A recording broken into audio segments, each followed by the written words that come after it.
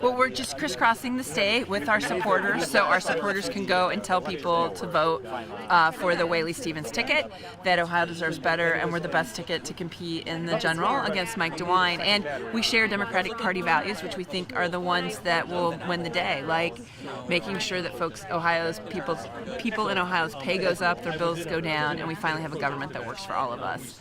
You know, we've had 3 decades of Republican one-party rule at the State House. Ohioans, Toledoans have gotten further and further behind because we don't have a partner at the State House, and we deserve better, and we need a new way forward.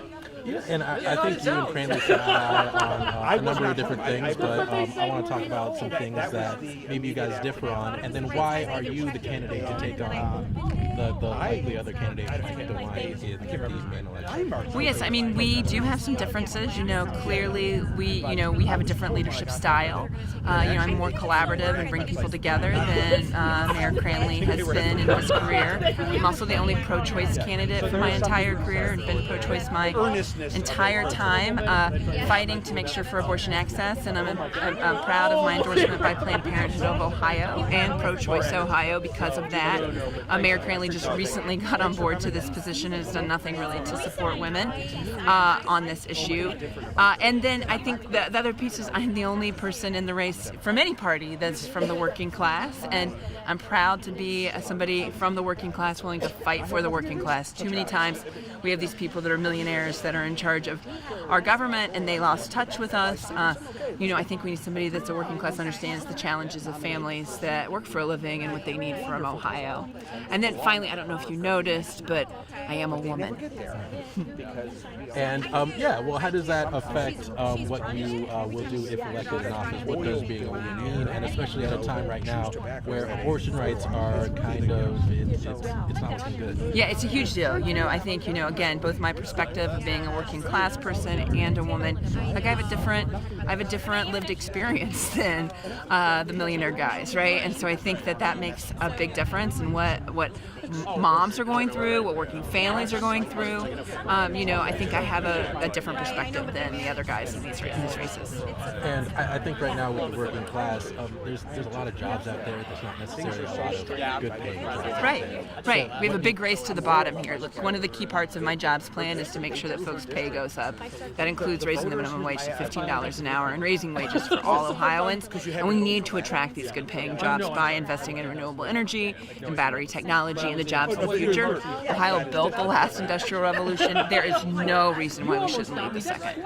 And there are some things that happened in the State House with gun control recently. Obviously, that's a big part of your campaign.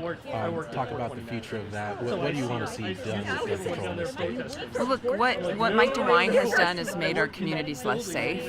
And, he has signed reckless bills that the majority of Ohioans are not in favor of. They're extremists. They're even bills that the police officers are against because they know it makes them less safe, too.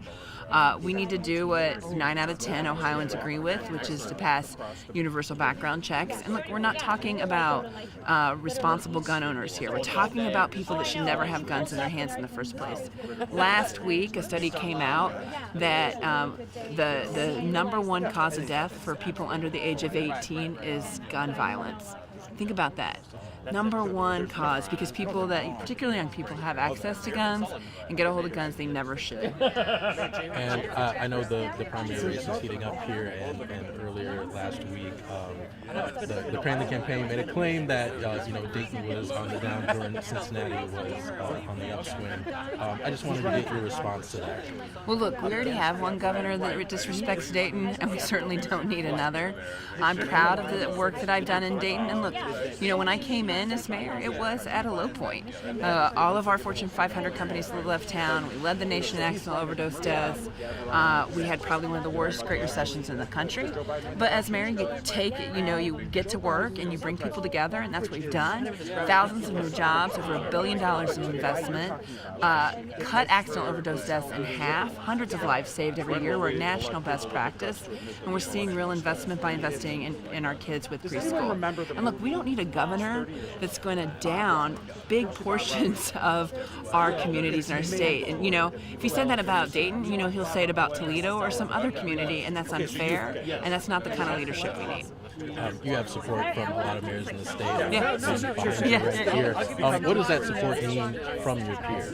It means a lot since both of us were mayors, former mayors, that the mayors know us both and they know who's best equipped to lead, and that they said that publicly. It's very, very gratifying for me that my colleagues support me in such a strong way. I'm very, very grateful for it.